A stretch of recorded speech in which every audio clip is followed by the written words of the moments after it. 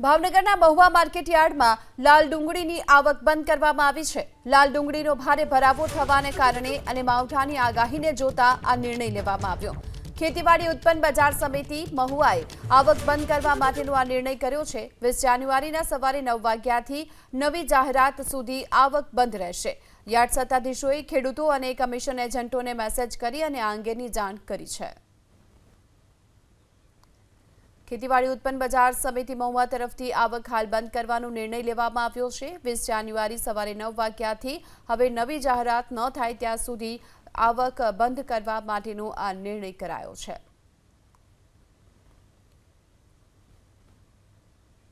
ભાવનગરના મહુવા માર્કેટયાર્ડમાં લાલ ડુંગળીની આવક બંધ કરવામાં આવી છે। લાલ ડુંગળીનો ભારે ભરાવો થવાને કારણે અને માવઠાની આગાહીને જોતા આ નિર્ણય લેવામાં આવ્યો। ખેતીવાડી ઉત્પન્ન બજાર સમિતિ મહુવાએ આવક બંધ કરવા માટેનો આ નિર્ણય કર્યો છે। 20 જાન્યુઆરીના સવારે 9 વાગ્યાથી નવી જાહેરાત સુધી આવક બંધ રહેશે। યાર્ડ સત્તાધીશોએ ખેડૂતો અને કમિશન એજન્ટોને મેસેજ કરી અને આ અંગેની જાણ કરી છે।